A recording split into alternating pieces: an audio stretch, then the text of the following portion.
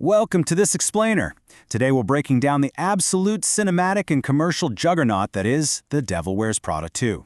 Landing exactly 20 years after the original, it has completely taken the cultural landscape by storm.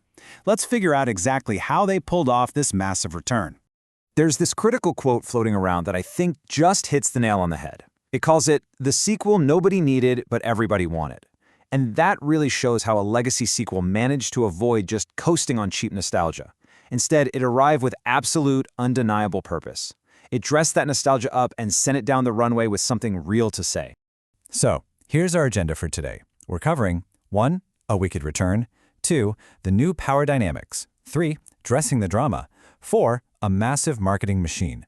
And finally, 5. Box office and legacy. All right, kicking things off with Section 1, A Wicked Return. Let's look at the 2026 landscape. Think about how much the media world has changed since 2006. 2 decades completely flipped the script. We went from this rigid world of print hierarchy, untouchable editors, and terrified interns, straight into an era defined by AI disruption, laid-off journalists, and a brutal attention economy. I mean, the film literally opens with Andy, who's now an award-winning investigative journalist, getting laid off via text message at an awards gala, all while Miranda is fighting tooth and nail to keep her print empire relevant. So how you actually modernize Runway magazine? Well, screenwriter Aline Brosh McKenna doesn't pull any punches. She uses this updated premise as a razor-sharp indictment of the modern media industry. The plot kicks off when Runway publishes a puff piece that gets exposed for covering up sweatshop labor. To fix the magazine's credibility, Irv Rabbits hires Andy as features editor, completely without Miranda's consent. It's such a brilliant natural way to force themes of AI and algorithmic metrics right into the high-stakes fashion world. Moving right along to Section 2, the new power dynamics. Let's check in on these evolved characters. Meryl Streep literally broke her own personal rule against doing sequels to return to this role, and her performance is absolutely the heart of the film. But Miranda isn't untouchable anymore. She's an editor in full-blown crisis over that sweatshop scandal, trying to survive a media landscape that is just devouring legacy institutions. Streep gives us a Miranda who is genuinely frightened and vulnerable, yet ferociously unwilling to show her cracked armor. When that armor finally slips, those are easily the film's best moments.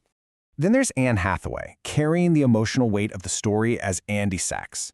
Andy is definitely not the trembling intern anymore. She brings this really earned, confident calm to the role, which creates a fascinating dynamic because she just isn't cowed by her former boss.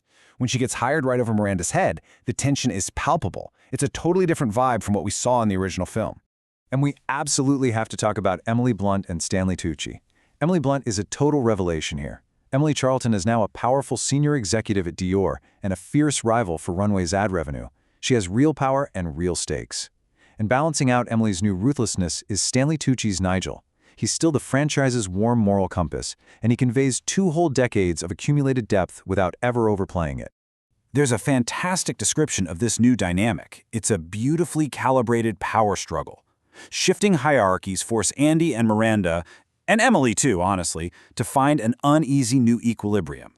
They've outgrown their old boxes, and watching them clash as absolute equals is just phenomenal. Which brings us to Section 3, Dressing the Drama. Let's talk about the iconic costumes. Costume designer Molly Rogers, who apprenticed under Patricia Field on the 2006 original, had massive shoes to fill, but the resulting wardrobe is being called one of the best in Hollywood in years. Miranda's defining look is this show-stopping custom crimson Balenciaga gown by Pierpaolo Piccioli. The operatic contrast of that crimson against her signature white hair is literally stunning. She also wears a beautiful vintage Armani Privé tribute since Giorgio Armani passed away during production, and a Dries Van Noten tassel jacket that Rogers apparently waited years to finally use. And the fashion tells such a story for Emily and Andy too. Because Emily is a Dior executive, she rocks custom looks by Dior's Jonathan Anderson. But Rogers kept Emily's riskier edge alive by mixing in pieces from Rick Owens and Margiela. Meanwhile, Andy's style has evolved into this really cool Robert Mapplethorpe and Annie Hall-inspired feminine menswear. Think silk shirts and sequin suspenders. Oh, and yes, there is a very careful, triumphant cameo of that iconic cerulean sweater. But get this, here's the ultimate irony for you. Despite the name of the movie, Miranda barely wears Prada. When someone asked Molly Rogers about it, she just shrugged and said Miranda didn't wear much of it in the first one either. The product pieces they requested just weren't available during production. So the devil, it turns out, wears whatever the hell she wants. All right, on to Section 4, a massive marketing machine. Let's look at the brand syndicate. This movie didn't just have fashion, it had an absurdly ambitious corporate integration strategy. You've got your expected luxury partners, of course, Dior, Tiffany, and Mercedes-Maybach, who even parked a bespoke S-Class at the premieres. Then massive tech and lifestyle brands like Samsung, Google, and Starbucks jumped in. But the wildest part was the unexpected tie-ins. Tweezerman released nail clippers with the film's logo. Zillow tested properties against Miranda's impossible real estate standards. Old Navy even dropped a cerulean capsule collection. These campaigns show how the marketing team turned a movie release into a massive cultural event. Samsung transformed the NYC premiere into a runway cam spectacle, staging arrivals like it was Fashion Week. L'Oreal actually rebuilt the runway office for a mini-scripted film with Kendall Jenner and Simone Ashley. Starbucks even turned coffee orders into character personality tests. It was a total masterclass in creating an ecosystem that fans could actually live inside, rather than just buy a ticket for.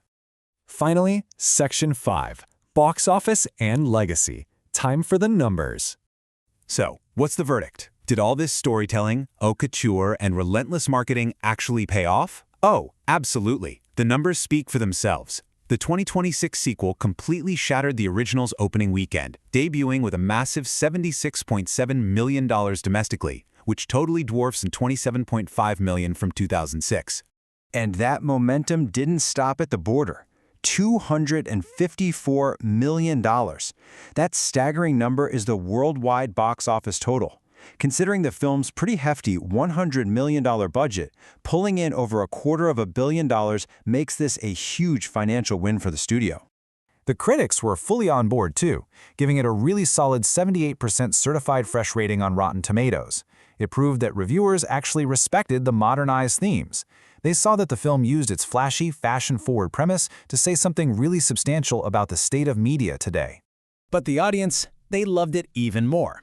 An 87% audience score tells us that the fans who waited 20 long years for this reunion were beyond thrilled. They ate up the evolved dynamics, the high-stakes rivalries, and for sure, that incredible wardrobe.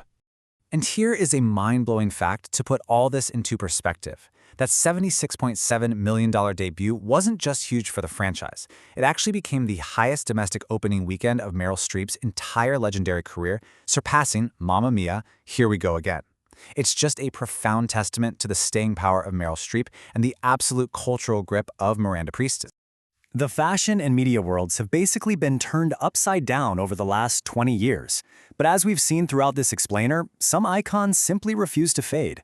In a landscape increasingly dictated by AI and algorithms, will characters like Miranda Priestly continue to outlast all future trends?